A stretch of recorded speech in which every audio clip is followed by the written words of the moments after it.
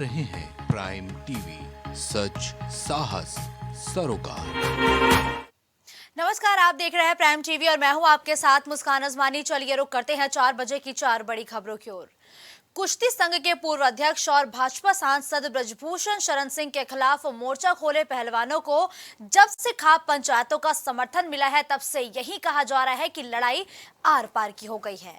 गंगा में मेडल प्रवाह से रोकने के बाद सोरम गांव में सरखाप पंचायत में खाप के चौधरियों ने हिस्सा लिया है, जहां पंचायत ने फैसला बीते दिनों सुरक्षित रख लिया और आज कुरुक्षेत्र में इस फैसले के जरिए आगे की रणनीति का भी ऐलान किया जाएगा, जिसके लिए किसान नेता राकेश टिकैत ने कहा कि इस पूरे मामले पर राष्ट्रपति द्रौपदी मुर्मू से मुलाकात के लिए अब समय भी मांगा जा रहा है। तो आपको बताते चले कि 1983 अब विश्व विजेताओं का भी समर्थन पहलवानों को मिलने लगा है। जी हां, इसमें कपिल देव, सुनील गावस्कर जैसे जो दिग्गज क्रिकेट के खिलाड़ी हैं उनका भी समर्थन अब पहलवानों को मिलने लगा है और पूरी टीम ने खुलकर अब पहलवानों को अपना समर्थन दे दिया है और कहा है कि जो भी पदक वीरों के साथ हो रहा है वो बेहद ही गलत और निंदनीय है।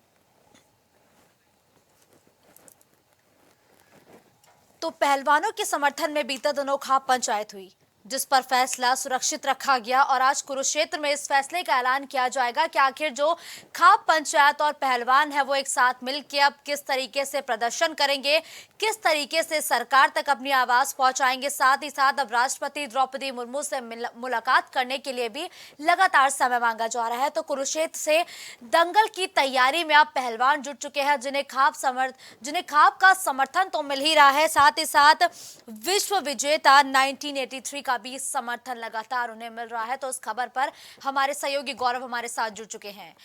गौरव, बीते दिनों खाप पंचायत जो हुई उसमें यह कहा गया कि जो फैसला है उसको सुरक्षित रख लिया गया है और आज कुरुक्षेत्र में महापंचायत हो रही है और उसमें कहा जा रहा है कि जो फैसला है यानी कि जो आगे की रणनीति है उसका ऐलान किया जाएगा। तो क्या गौरव, रणनीति का ऐलान कर दिया गया है कि किस तरीके से जो आगे पहलवान है और जो खाप पंचायत है वो एक साथ प्रदर्शन करेंगे? रणनीति का ऐलान मुस्कान यहाँ पर नहीं हुआ है। सबसे महत्वपूर्ण बात यहाँ पर यह है कि गोंडा सांसद की यहाँ मुश्किलें लगातार बढ़ती जा रही हैं। खाप पंचायत सोरम ऐतिहासिक गांव है और सर्व खाप पंचायत का सबसे बड़ा केंद्र है और ये केंद्र की अगर बात करें तो मुगलों के समय से ये बड़ा केंद्र है और खाप पंचायत का एक वहाँ पर जो बुता बादशाहत चली आ रही थी। यहाँ पर सबसे महत्वपूर्ण बात मुस्कान ये है, जिस तरह से खाप पंचायत हुई है, भारतीय किसान यूनियन के जो अध्यक्ष हैं नरेश टिकैत, जो प्रवक्ता है राकेश टिकैत, सभी वहाँ पर सोरम ने जो पंचायत वहाँ पर भाग लिया था और वहाँ पर रणनीति बनाई गई थी कि आने वाले समय में पहलवानों के लिए किस तरह से हमको संघर्ष करना है और उसको लेकर ये भी कहा गया था सोरम में कि आने वाले समय में हम राष्ट्रपति से मिलेंगे, प्रधानमंत्री से मिलेंगे, गृह मंत्री से मिलेंगे, क्योंकि यहाँ पर मुलाकात बहुत ज़रूरी है जिससे आने वाली की रणनीति वो तैयार की जा सके। यहाँ पर महत्वपूर्ण ये कुरुक्षेत्र में भी आज बैठक चल रही थी और वहाँ पर भी ये बात की गई है कि कैसे हमको रणनीति बनानी है। और बात करें मुस्कान तो यहाँ सबसे महत्वपूर्ण बैठक यहाँ पर आगामी 11 जून को होनी है, जिसमें सभी खाप पंचायतें शामिल होगी।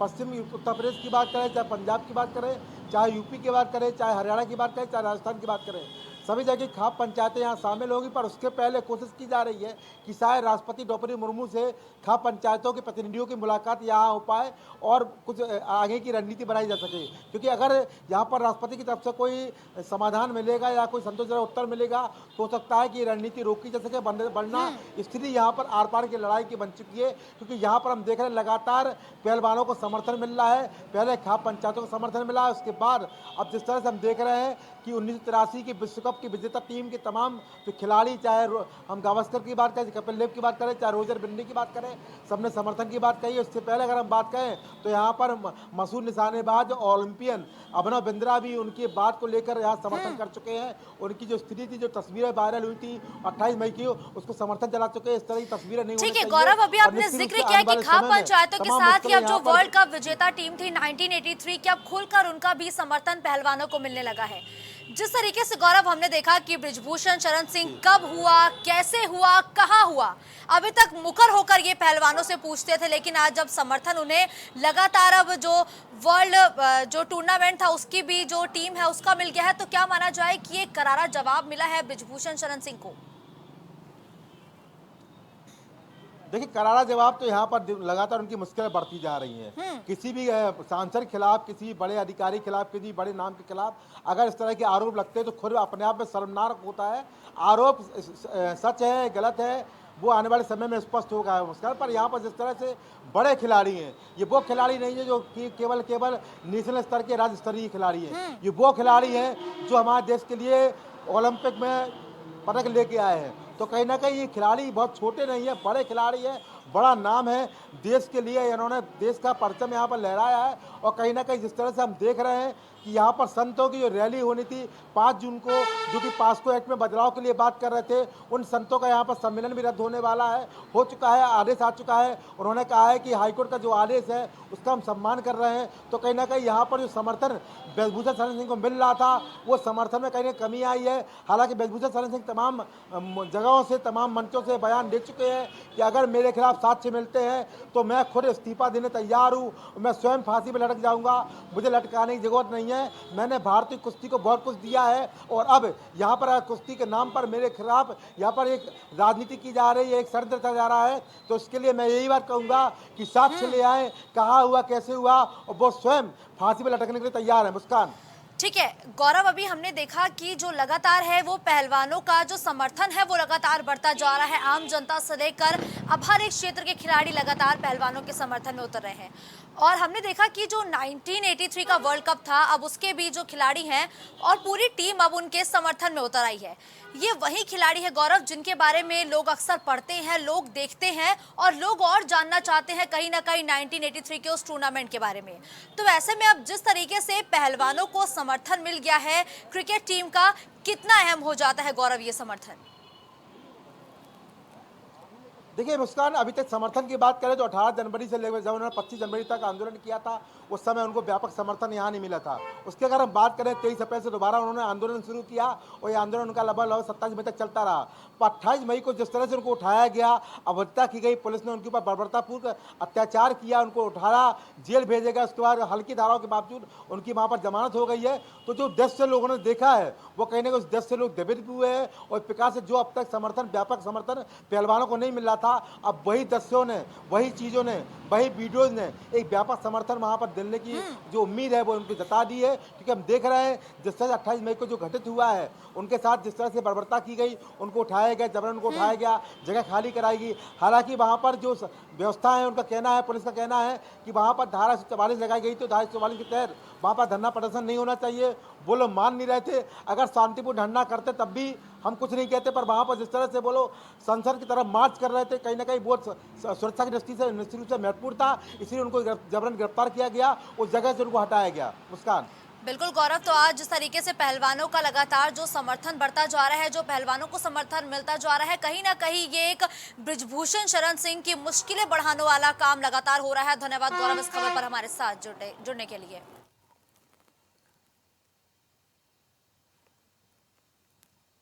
तो आपने देखा कि पहलवानों के समर्थन में जो है एक तरफ खाप पंचायत तो उतर ही गई है, तो वहीं वर्ल्ड कप विजेता जो टीम थी वो भी अब पहलवानों के समर्थन में खुलकर सामने आ गई है।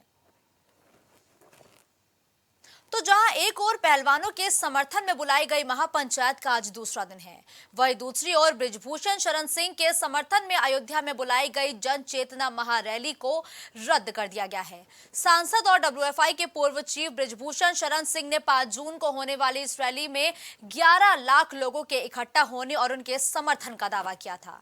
अयोध्या के रामकथा पार्क में ये जन चेतना महारैली होनी थी। इस रैली के रद्द होने की जानकारी ब्रजभूषण शरण सिंह ने एक फेसबुक पोस्ट के जरिए दी।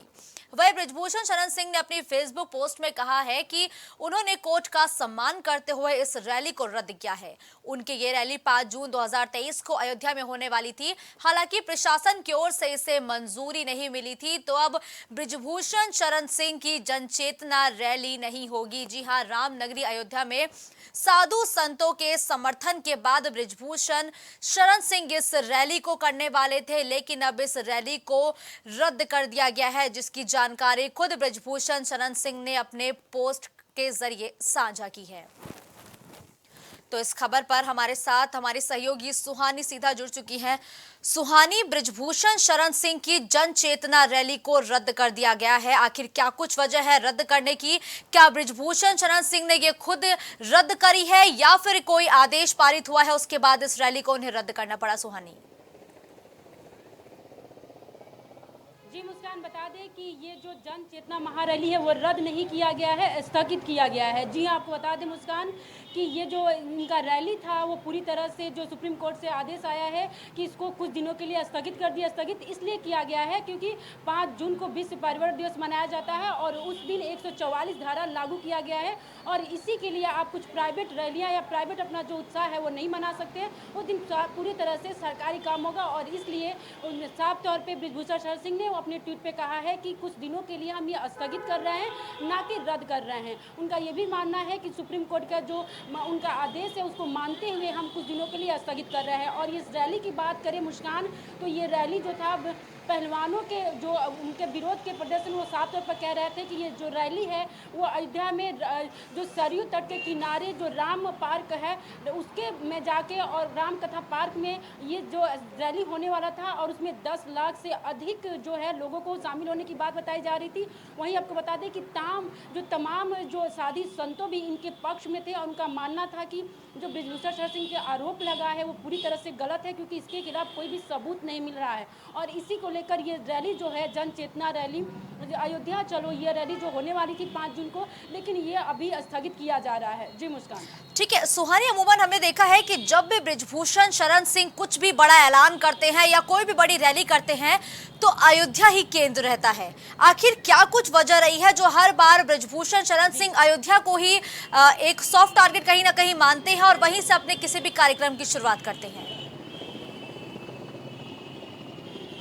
जी अब आपको बता दें मुस्कान की कहीं ना कहीं बृजभूषण शरण सिंह जो 6 बार संसद भी रह चुके हैं और उनका ये भी मानना है कि वो पूरी तरह से जो है हिंदू कट्टरवादी है और उनका मानना है कि राम जन्मभूमि जो है वो कहीं ना कहीं उनको हर बार एक अलग ही उससे महत्व मिलता है और राम जन्मभूमि और हिंदू कट्टरवादी रहते हुए उनका मानना है कि जो साधु संत है उनके हमेशा साथ रहते हैं और वो जब भी और जनता के बीच आते हैं और जो भी वो काम करते हैं उनको हमेशा वहाँ से जो साथ मिलता है और जो साधु संतों का भी साथ मिलता है। तो इसलिए उनका मानना है कि अगर जो भी काम हम करें, अगर जो भी शुभ काम करें या जब भी वो सांसद बने हैं वो तमाम जब भी वो सांसद बनते हैं जाके वहाँ पे राम जन्मभूमि और वहाँ पे जो हनुमानगढ़ी में जाके पूजा पाठ करवाते हैं, वहाँ पे आशीर्वाद लेते हैं। तो इनका मानना ये है कि जो अयोध्या से वो जो भी रैली करवाते हैं, जब भी कुछ वहाँ पे अच्छा काम करवाते हैं तो पहले वहाँ पे जाके वो आशीर्वाद लेते हैं। तो उनका ये मानना है कि जो भी हम रैलियाँ करें या जो भी हम अपना चीज़ अच्छा काम का शुरुआत करें तो वो अयोध्या से ही शुरू करते हैं और यही उनका मेन मकसद होता है।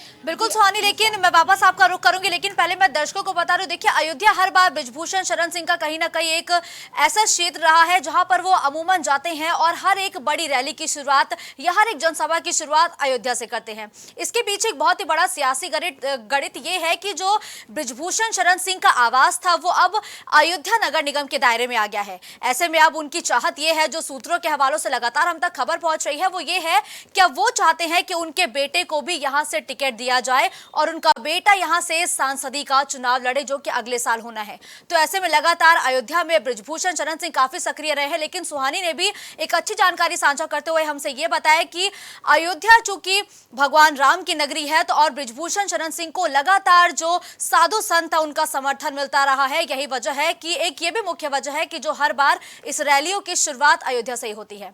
लेकिन सुहानी, आज जिस तरीके से इनकी रैली अब नहीं होगी, जन चेतना रैली जिसको लेकर तैयारियां भी लगातार की जा रही थी, तो वहीं अब भाजपा ने बृजभूषण शरण सिंह को हिदायत भी दे दी है। वो हिदायत आखिर किस वजह से दी गई है और आला कमान ने क्या कुछ निर्देश दिए हैं बृजभूषण शरण सिंह को? सुहानी जी मुस्कान, आपको बता दें कि लगातार जो पहलवानों का यौन शोषण का आरोप है वो रुकने का जो थमने का नाम नहीं ले रहा है, क्योंकि आपने खुद देखा है कि तमाम जो चीज़ें हैं पहलवान अपना एक लास्ट उन्होंने डिसीजन ये भी लिया था कि वो मेडल को जाके और हरिद्वार में बहाना चाह रहे थे, लेकिन उन्होंने किसान संगठन के लोग हैं उन्हें रोकने पर मजबूर किया। उनका ये मानना था कि अगर मेडल बहाने से उनको सज़ा नहीं मिलेगा और उसको लेकर अब कहीं ना कहीं जो बीजेपी सरकार पर बहुत बड़ा एक मुद्दा, एक सवाल उठ रहा था कि आखिर क्यों केंद्र सरकार इस पर नहीं बोल रही है। तो कहीं ना कहीं जो केंद्र सरकार है, क्योंकि ये जो मुद्दा है अब विदेश तक चला गया है, विदेश के जो एथलीट है उन्होंने साफ तौर पर कहना है कि अगर इस मुद्दे पर फैसला जल्द से जल्द नहीं आएगा तो हम इस चीज़ को खारिज कर देंगे कि विदेश जो कुश्ती है वो महासंगठन में शामिल नहीं हो सकता है। तो इसी चीज़ों को लेकर अब जो बीजेपी है इस पर अब पूरी तरह से अपनी कार्रवाई करना चाह रही है और उन्होंने साफ तौर पर हिदायत दिया है कि जो दिल्ली पुलिस को हिदायत दिया है कि इस पर जल्द से जल्द कार्रवाई करें, क्योंकि पॉक्सो एक्ट के जरिए जो एफआईआर दर्ज हुआ है वो बहुत बड़ा एक एक्ट होता है। अगर उसको किसी भी आम आदमी पर लग जाने के बाद भी अगर उसे गिरफ्तारी नहीं होता है तो ये बहुत बड़ा एक मुद्दा बन जाता है। और आप समझ सकती हैं कि पॉक्सो एक्ट के एफआईआर दर्ज होने के बावजूद भी उनकी गिरफ्तारी नहीं हो रही है। तो कहीं ना कहीं एक बहुत बड़ा एक सवाल उठ रहा है। बिल्कुल सुहानी, हमने रैलियों में भी ये देखा है कि ब्रिजभूषण शरण सिंह बेहद ही मुखर होकर अब शब्दों का भी इस्तेमाल करते हैं। कब हुआ, कहां हुआ, कैसे हुआ, किस वजह से हुआ, ये तमाम सवाल पूछते हैं और अक्सर मीडिया के सामने उनकी जो भाषा है वो कहीं ना कहीं पहलवानों के प्रति अभद्र भी होती हुई नजर आई है। तो क्या आला कमान ने उनको मीडिया से मुखातिब होने के लिए या अपने शब्दों पर लगाम लगाने के लिए कोई ऐसे जो आदेश है क्या वो दिया है अभी तक? जी मुस्कान, आपको बता दें कि अभी हाल में ही जो हमारे खेल मंत्री अनुराग ठाकुर है उनका साफ तौर पर कहना है कि ब्रिजभूषण शरण सिंह 6 बार सांसद रह चुके हैं, लेकिन जब भी वो मीडिया से मुखातिब हो वो पूरी तरह से अपने बातों पे सोचे कि आखिर वो क्या बोल रहे हैं, क्योंकि उनका साफ तौर पर ये भी कहना था कि बैड टच और गुड टच को लेकर ये पूरी तरह से एफआईआर दर्ज हुआ है। उनका मानना ये भी है कि आखिर हमने जब ये काम किया था तब ये पहलवान कहाँ थे, क्या ये उस टाइम उनको ये एफआईआर दर्ज नहीं करवाना चाहिए तो आला कमान साफ तौर पर इनका कहना है कि अगर जब भी मुखातिब वो मीडिया से तो अपने बातों के ध्यान दें और पूरी तरह से बातों के ध्यान देके और ये बात आप मीडिया के सामने मुखातिब हो और अपने बातों के रखें, क्योंकि जब भी वो बोलते हैं पूरी तरह से खुलेआम बोलते हैं। और उनका साफ तौर पे भी मानना है कि अगर हमें कोई भी सबूत मिलता है तो हम फांसी पर चढ़ने के लिए तैयार हैं। वो मानने के लिए भी तैयार नहीं है कि हमने ऐसा काम किया है, क्योंकि उनका साफ तौर पर कहना है कि अभी से नहीं, हम कई सालों से जो है ये कुश्ती संघ के महाअध्यक्ष हैं और ये काम हमने नहीं किया है। तो साफ तौर पर और वही जो साथ को बता दें जो आला कमान है वो पूरी तरह से अब इस पे अपना जोर तोर से कार्रवाई कर रही है। उनका ये मानना है क्योंकि ये जो मुद्दा है वो विपक्ष तक चला गया है और ये मुद्दा जो है विदेशों तक चला गया है और ये पूरी तरह से जो कुश्ती का महासंघ है वो रद्द हो सकता है। इसलिए अब इस पे जो केंद्र सरकार है अब इस पे पूरी तरह से अपनी नजर बनाई हुई है और जल्द से जल्द अब इस पे फैसला आने का भी कहा जा रहा है। लेकिन सुहानी, लगातार ब्रिजभूषण शरण सिंह की जो मुश्किलें हैं वो कहीं ना कहीं बढ़ती जा रही हैं, क्योंकि अब उन्हें विश्व कप विजेता जो टीम थी उसका भी समर्थन मिलने लगा है। फिर चाहे वो कपिल देव हो, चाहे वो सुनील गावस्कर हो, अब उनका भी समर्थन मिलने लगा है। तो ऐसे में अब ब्रिजभूषण शरण सिंह क्या रुख अपनाएंगे? जी अब बता दें मुस्कान आपको कि तमाम अब देख सकती है विपक्ष दलों से लेके जितने भी बड़े जो खिलाड़ी थे, चाहे जितने भी पहलवान हैं, वही आपको बता दें कि हमने पहलवानों से भी जो लखनऊ के पहलवान उनसे भी हमने उनसे भी जाके बातचीत की है। उनका भी यही कहना है कि हमने ऐसे जब मेहनत से करके मेडल लाते हैं तो इस पर केंद्र सरकार को अपनी बात बोलनी चाहिए। और अब पूरी तरह से जो है आपको बता दें चाहे वो खिलाड़ी हो, चाहे वो पहलवान हो, चाहे जितने भी है वो पूरे अगेंस्ट आ गए हैं ब्रिजभूषण शरण सिंह के। और साफ तौर पर कहना है कि जल्द से जल्द इनको कार्रवाई करनी चाहिए और इनके पक्ष। तो आप देख सकते हैं कि चारों तरफ से ब्रिजभूषण शरण सिंह के खिलाफ जनता बोल रही है, पुलिस बोल रही है सब, लेकिन उनके खिलाफ जो सबूत है वो दिल्ली पुलिस अभी पूरी मीडिया के सामने नहीं ला रही है, क्योंकि उनका साफ तो दिल्ली पुलिस का कहना है कि अभी हमें कोई पुख्ता सबूत नहीं मिला है। लेकिन लोगों से बोलने के बाद, खिलाड़ियों के बोलने के बाद, पहलवानों के बोलने से कुछ नहीं होता है। हमारा जो न्यायालय है, हमारा जो संविधान है वो सबूत मांगता है मुस्कान, और इसलिए संविधान के अनुसार अगर हमें सबूत ठोस नहीं मिल सकता है तो हम ब्रिजभूषण शरण सिंह के खिलाफ कुछ नहीं कर सकते हैं। बिल्कुल सुहानी, ठोस सबूतों के अभाव में ही शायद दिल्ली पुलिस ये कह रही है कि फिलहाल ब्रिजभूषण शरण सिंह की गिरफ्तारी नहीं की जा रही है, लेकिन ब्रिजभूषण शरण सिंह की मुश्किलें लगातार बढ़ती जा रही है। धन्यवाद इस खबर पर हमारे साथ जुड़ने के लिए। तो जिस तरीके से हमने देखा कि लगातार पहलवानों का जनाधार बढ़ता जा रहा है, तो वही ब्रिजभूषण शरण सिंह को आला कमान ने यह हिदायत भी दी है कि वो मीडिया से फिलहाल मुखातिब ना हो और अगर वो मीडिया से रूबरू हो रहे हैं तो अपने शब्दों पर संयम रखें, क्योंकि अक्सर हमने देखा है कि ब्रिजभूषण शरण सिंह जब मीडिया के सामने आते हैं तो वो पहलवानों के खिलाफ आपत्तिजनक टिप्पणी भी कर देते हैं।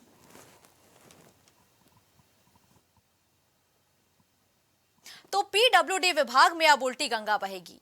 जी हाँ, जहां समय के साथ लोग अपने पद से आगे पद के लिए प्रमोट किए जाते हैं, तो वहीं इस विभाग के 200 इंजीनियर के साथ एक बार ऐसा होगा कि अब साहब से जूनियर इंजीनियर के पद पर उन्हें डिमोट कर दिया जाएगा। दरअसल आदेश जारी किया गया है कि पीडब्ल्यूडी विभाग के 200 इंजीनियर्स को डिमोट कर दिया जाएगा। साल 2010 में पीडब्ल्यूडी विभाग में कई इंजीनियरों के खिलाफ ये कहा जा रहा था कि नियमों के विरुद्ध जाकर उनका प्रमोशन किया गया है। इन सभी को सहायक अभियंता के साथ ही अधिशासी अभियंता के पद पर पदोन्नति दी गई थी। हालांकि इन पदोन्नतियों पर डिप्लोमा इंजीनियर संघ की तरफ से घोर आपत्ति जताई गई और इसके बाद 13 साल तक डिप्लोमा इंजीनियर संघ ने अपनी कानूनी लड़ाई जारी रखी और अब जाकर फैसला डिप्लोमा इंजीनियर संघ के पक्ष में आ गया है। तो पीडब्ल्यूडी में अब उल्टी गंगा बहेगी। वैसे तो लोग अक्सर प्रमोट होते हैं, लेकिन 13 साल बाद पीडब्ल्यूडी विभाग के इंजीनियर्स और अधिकारियों को झटका लगेगा और अब वो डिमोट हो जाएंगे। तो जिस तरीके से पीडब्ल्यूडी विभाग में अब उल्टी गंगा बहेगी, तो इस खबर पर ज्यादा अपडेट के लिए सीधे हम रुख करते हैं विवेक का, जो इस वक्त हमारे साथ जुड़ चुके हैं। विवेक, पीडब्ल्यूडी विभाग में 13 साल के बाद इंजीनियर्स को डिमोट किया जाएगा, कब हुआ और ये पूरा मामला कैसे सामने आया, इस पर एक अपडेट दीजिए विवेक। साल 2010 की ये बात है और नियमों को ताक पे रख के ऐसे कई इंजीनियर से 200 की संख्या बताई जा रही है जिनको नियमों पे ताक के रख के जो है वो प्रमोट किया गया और अभियंता से अधिशासी अभियंता तक में ये प्रमोशन हुआ। आज 13 साल बाद जिस तरीके से डिप्लोमा इंजीनियर्स के संघ की जो याचिका थी उस पर हाईकोर्ट ने सुनवाई करते हुए 200 अभियंताओं को डिमोट करने का फैसला किया गया है। जिस हिसाब से पीडब्ल्यूडी में डिप्लोमा इंजीनियर जो पॉलिटेक्निक करके निकलते हैं, इंटर के बाद जो डिप्लोमा इंजीनियर्स का डिग्री होती है पॉलिटेक्निक करके निकलते हैं, इसके बाद डिप्लोमा और डिग्री इंजीनियर्स के बीच का यह विवाद था, जहां डिप्लोमा इंजीनियर संघ का आरोप था कि बिना जो काम के जो इनको प्रमोट कर दिया गया, नियमों को ताक पे रख के प्रमोट कर दिया गया और जहां जहां डिप्लोमा संघ की वैकेंसी थी, जहां उनको प्रमोट करना चाहिए था, डिग्री धारकों को प्रमोट किया गया, अधिशासी अभियंता बाकायदा बनाया गया। इसके बाद डिप्लोमा इंजीनियर संघ ने बाकायदा हाईकोर्ट में अपनी लड़ाई जारी रखी और रीट पर याचिका पर सुनवाई करते हुए हाईकोर्ट ने 200 इंजीनियर को अब डिमोट कर दिया है। 13 साल बाद इसमें फैसला आया है जो डिप्लोमा इंजीनियर्स के पक्ष में आता हुआ दिखाई जा सकता है। 13 साल विवेक, पहले प्रमोट फिर डिमोट, ये तो उल्टी गंगा बह रही है पीडब्ल्यूडी विभाग में, ये तो जनता भी देख रही है। लेकिन और ऐसी कौन कौन सी कड़ियां है विवेक जो इस वक्त जनता के सामने आना बहुत ही ज्यादा जरूरी है, प्रमोशन से लेकर के डिमोशन तक के बीच में?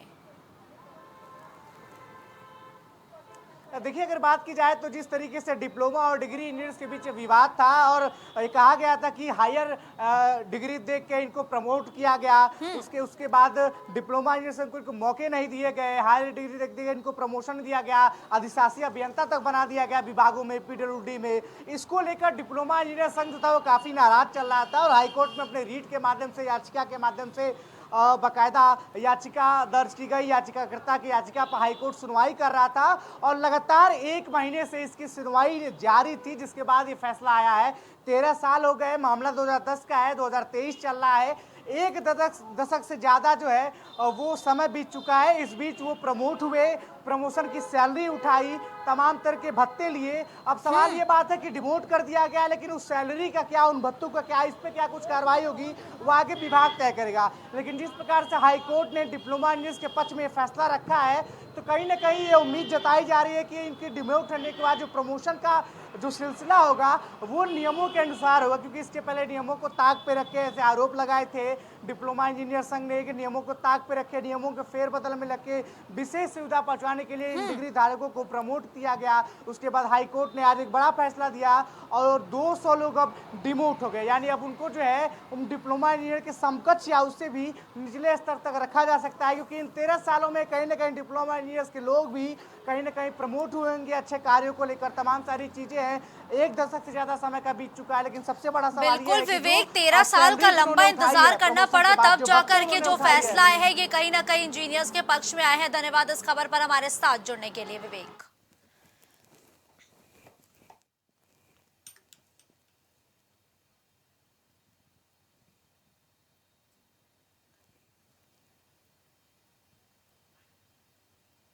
तो यूपी में स्वास्थ्य विभाग में तैनात डॉक्टर्स मरीज के साथ किस तरीके का व्यवहार करते हैं, इसी को लेकर हमारे सहयोगी मेरठ से राजन सोनकर ने एक रियलिटी चेक किया। हमारी टीम मेरठ के लाला लाजपत राय अस्पताल के कमरा नंबर 7 पर पहुंची, जहां डॉक्टर द्वारा चर्म रोग के रोगियों का उपचार किया जा रहा था, यानी कि इलाज किया जा रहा था। डॉक्टर का व्यवहार जानने के लिए हमारे संवाददाता बिना मास्क के ओपीडी के अंदर दिखाने पहुंचते हैं, जहां जूनियर डॉक्टरों का एक ग्रुप बैठा मरीजों का चेकअप कर रहा था। तभी हमारे संवाददाता ने अपना पर्चा दिया तो जूनियर डॉक्टर बोले कि मास्क लगाइए। तब हमारे सहयोगी ने बोला कि आपने भी तो मास्क नहीं लगाए है। इस पर जूनियर डॉक्टर इतना आग बबूला हो गए और गुस्से में आ गए कि हमारे सहयोगी का आई कार्ड तक मांगने लगे। इसके बाद फिर क्या कुछ हुआ, हमारे इस रिपोर्ट में देखिए। मेरठ के मेडिकल कॉलेज पर इस समय हम मौजूद हैं और हम ये रियलिटी टेस्ट करने के लिए पहुंचे थे कि आखिर जो डॉक्टर अपने कक्ष में बैठे हैं वो मास्क को लेकर यानी कि कोरोना की गाइडलाइन को लेकर कितना पालन कर रहे हैं।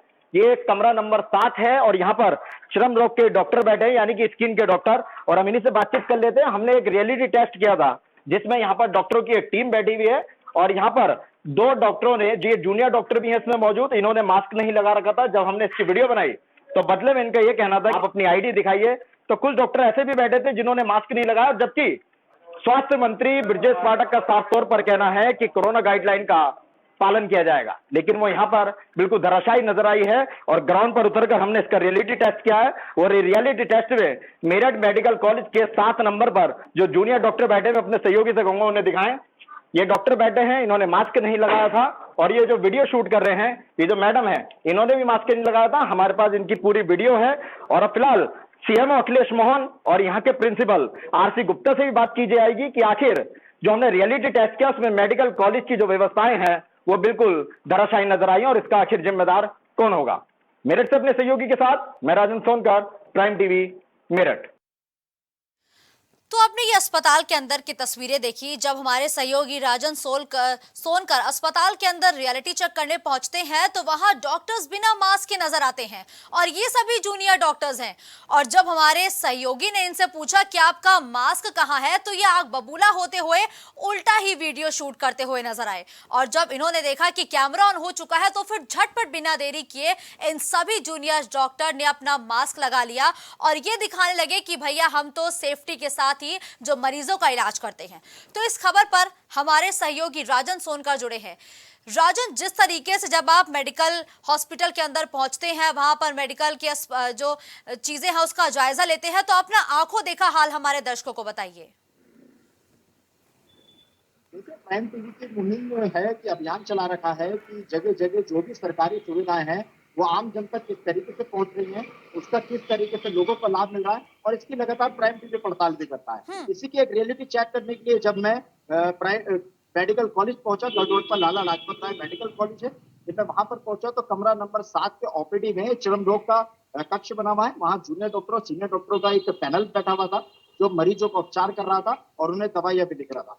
सबसे हैरानी की बात यह है कि खुद डॉक्टर ने मास्क नहीं लगा रखा था, लेकिन लोगों को मास्क लगाने के लिए कहा जा रहा था और यहाँ तक कि उनसे अभद्रता भी की जा रही थी। वहीं जब मैंने इस चीज को देखा तो मैंने उसे अपने कैमरे में कैद करने की कोशिश की और यहाँ तक कि मेरे साथ भी अभद्रता की गई। इसको लेकर मैंने वीडियो भी शूट किया और वहां पर एक वॉक थ्रू भी किया। मैंने दिखाया कि किस तरीके से, लेकिन जब प्राइम टीवी का कैमरा चालू होता है ना तो सबों ने मास्क भी लगा लिया और सब अपने काम में भी लग गए। और दिखाई दे रहा है, हमारे चैनल ने दिखाया भी उस खबर को प्रमुखता से, कि किस तरीके से डॉक्टर वहां बैठकर उपचार भी कर रहे थे और मास्क भी सबों ने लगाया, कोरोना गाइडलाइन का पालन कर। बिल्कुल राजन, हमने तस्वीरों को देखा और तस्वीरों के जरिए ये समझा भी कि किस तरीके से जो डॉक्टर्स है वो अभद्रता कर रहे हैं जूनियर डॉक्टर। जब वो आपके साथ इस तरीके से अभद्रता करने की कोशिश कर सकते हैं, ये देखने के बावजूद कि आपके हाथ में मीडिया की माइक आईडी है, कैमरा है, तो आम जनता का क्या हाल होता होगा और क्या उस पर अभी तक कोई कार्रवाई नहीं की जा रही है? इसको लेकर वहाँ के प्राचार्य आरसी गुप्ता से भी बात हुई और वहाँ के एसआईसी जो हैं श्याम सुंदर लाल, उनसे भी बातचीत हुई। मेरठ के सीएमओ अखिलेश मोहन से भी बात हुई। फिलहाल कार्रवाई के लिए सबने आश्वासन दिया है, लेकिन 24 घंटे से ज्यादा का समय हो गया, अभी तक कोई लीगल एक्शन नहीं लिया गया। लेकिन इस बात से साफ होता है कि जब एक पत्रकार के साथ में इस तरीके का व्यवहार मेडिकल स्टाफ करेगा, ये जूनियर डॉक्टर करेंगे, तो आम जन के साथ में इनका व्यवहार किस तरीके का रहता होगा, वहाँ पे किस तरीके की चीजें थी, वो मैंने कई चीजों को रिकॉर्ड करने की कोशिश की तो कई चीजें हाथ नहीं लग पाए। लेकिन ये मुहिम और ये अभियान मेडिकल खिलाफ और उन सभी अनियमितताओं के खिलाफ जो हमारा चलेगा वो लगातार चलता रहेगा। लेकिन फिलहाल अब देखना यह है कि अस्पताल प्रशासन और मेरठ के मुख्य चिकित्सा अधिकारी यानी कि सीएमओ अखिलेश मोहन इस मामले में क्या कार्रवाई करते हैं। वहीं जो 2 डॉक्टरों ने मास्क नहीं लगाया था उनके नाम भी सामने है, एक का नाम पवन और एक का नाम सुप्रिया बताया जा रहा है। फिलहाल इन लोगों ने मास्क नहीं लगाया था, तरह तरह के बहाने बनाए और जब कैमरा इन्होंने चलता हुआ देखा तो आई कार्ड का जिक्र किया। फिलहाल इस वीडियो को लेकर हमने प्रचार्य से भी बात करने की कोशिश की तो वो भी वर्जन देने से बचते हुए नजर आए। वहीं मेरठ के सीएम अखिलेश मोहन से जो हमने इस मामले में बातचीत की तो वो भी वर्जन देने से बचते नजर आए। तो कहीं ना कहीं देखा जा सकता है कि अपने स्टाफ के डॉक्टरों को बचाने के लिए, अपने विभाग के कर्मचारियों को बचाने के लिए जो ये अधिकारी हैं, जो जिम्मेदार अधिकारी हैं, वो अपनी जिम्मेदारी पर खरा नहीं उतर रहे। तो कहीं ना कहीं इनका भी संरक्षण उन्हें प्राप्त होता है, क्योंकि जब अधिकारी लीगल एक्शन नहीं लेंगे, ऐसे लोगों पर कार्रवाई नहीं होगी तो कैसे विभाग में सुधार होगा। जबकि स्वास्थ्य मंत्री ब्रजेश पाठक का साफ तौर पर कहना है कि किसी भी तरीके से आमजन को असुविधा ना हो और उन्हें जो भी योजना है उनका लाभ मिलना चाहिए। मरीजों से तमीज से ठीक है, बिल्कुल राजन, हमने देखा है कि किस तरीके से डिप्टी सीएम के साथ ही स्वास्थ्य महकमे की जिम्मेदारी संभालने वाले ब्रजेश पाठक लगातार अस्पतालों में पहुंचते हैं, औचक निरीक्षण करते हैं, व्यवस्थाओं का हाल जानते हैं। तो क्या वहां पर सीएमओ को इसका भी खौफ नहीं है कि अगर ऐसी तस्वीरें उनके सामने पहुंचती है तो उन पर भी गाज गिर सकती है? 24 घंटे से ज्यादा का समय हो गया, मुझे नहीं लगता कि मेरठ स्वास्थ्य विभाग के जिम्मेदार अधिकारी हैं, चाहे वो सीएमओ हो, चाहे प्राचार्य हो, चाहे एसआईसी हो मेडिकल कॉलेज के, कोई अपनी जिम्मेदारी पर खरा उतरे। और यहाँ तक कि ब्रजेश पाठक का साफ तौर पर कहना है तो मुझे नहीं लगता कि प्रदेश सरकार का या डिप्टी सीएम का या उत्तर प्रदेश के मुख्यमंत्री योगी आदित्यनाथ का इन्हें कोई डर है, क्योंकि अगर डर होता तो अब तक एक्शन भी ले लिया जाता और उस पर सख्त कार्रवाई भी होती और साथ में हिदायत भी दे दी जाती कि आगे ना हो। लेकिन इस प्रकार की कोई भी कार्रवाई अभी तक देखने में नहीं आई है। तो कहीं ना कहीं ये लगता है कि इन अधिकारियों का संरक्षण पूरे तरीके से इन डॉक्टरों के साथ में है और हमारी ये मुहिम और हमारे ये अभियान लगातार जारी रहेगा। हम पल पल की अपडेट अपने दर्शकों को देंगे और ब्रजेश पाठक यानी कि डिप्टी सीएम तक भी ये बात पहुंचाएंगे कि आखिर किस तरीके से मेरठ में अनियमितता है, किस तरीके से मरीजों के साथ में दुर्व्यवहार किया जाता है, अभद्रता की जाती है और कोरोना गाइडलाइन का जो पालन नहीं किया जा रहा। जबकि WHO की तरफ से साफ तौर पर निर्देश है कि मास्क लगाना अभी तो फिलहाल अनिवार्य नहीं है। जब अनिवार्य ही नहीं है तो आप जनता से क्यों कह रहे हैं मास्क लगाने के लिए? और यदि मास्क लगाना अनिवार्य है तो आप भी लगाइए और जनता से भी अपील कीजिए। आप खुद उस नियमों का पालन नहीं कर रहे हैं, उस नियमों को खुद ठेंगा दिखा रहे हैं, प्रदेश सरकार के आदेशों को आप पलीता लगा रहे हैं। लेकिन राजन, इन सबके बीच एक जो हैरानी वाली बात है वो ये भी है कि ये सभी जूनियर डॉक्टर है जो लोगों को हिदायत दे रहे हैं कि मास्क लगा लो और उल्टा इन्हीं के मुंह पर मास्क नहीं है।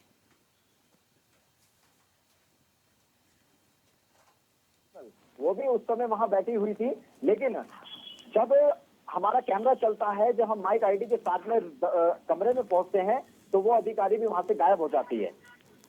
अब ऐसे तो देखना ही है कि विभाग की तरफ से क्या कार्रवाई होती है, ये भी देखने वाली बात होगी।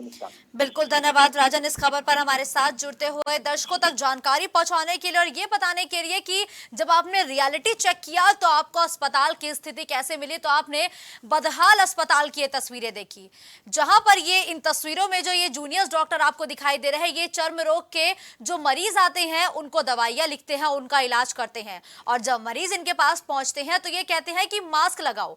लेकिन जब हमारे सहयोगी ने रियलिटी चेक के दौरान ये जानने का प्रयास किया कि आखिर इन जूनियर डॉक्टर ने मास्क क्यों नहीं लगाया है, तो ये उल्टा ही हमारी टीम पर भड़क गए और हम ही से हमारी आईडी मांगने लगे और हमारे सहयोगी से उनका आइडेंटिटी कार्ड तक मांगने लगे।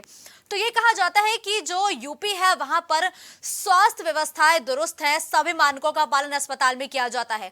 लेकिन ये पोल खोलती तस्वीरें हमारे सहयोगी ने एक रियलिटी चेक के जरिए हमारे दर्शकों को दिखाई कि डॉक्टर्स जो है वो किस तरीके से अभद्रता करते हैं, मरीजों के साथ अभद्रता करते हैं और ना तो ये डॉक्टर्स मास्क लगाते हैं और जब इनसे पूछा जाता है कि ये मास्क क्यों नहीं लगाए हुए हैं तो ये उल्टा ही हमारे सहयोगी पर भड़क जाते हैं और उल्टा हमारे सहयोगी से ही सवाल खड़ा करने लगते हैं। लेकिन ये बड़ा सवाल है कि अगर ऐसी तस्वीरें लगातार सामने आ रही हैं तो इन सभी तस्वीरों को देखते हुए कार्रवाई कौन करेगा? क्या सीएमओ को खौफ नहीं है कि अगर ये तस्वीरें डिप्टी सीएम के साथ ही स्वास्थ्य महकमे की जिम्मेदारी संभालने वाले ब्रजेश पाठक के पास तक पहुंच जाती है और अगर वो इन तस्वीरों का संज्ञान लेते हैं तो गाज कहीं ना कहीं उन पर ही गिरेगी? ये सवाल बड़ा है। 4 बजे की 4 बड़ी खबर में फिलहाल के लिए बस इतना ही। देश और दुनिया की तमाम बड़ी खबरों के लिए आप देखते रहिए प्राइम टीवी। कुछ भाव पुष्प। आप देख रहे हैं प्राइम टीवी, सच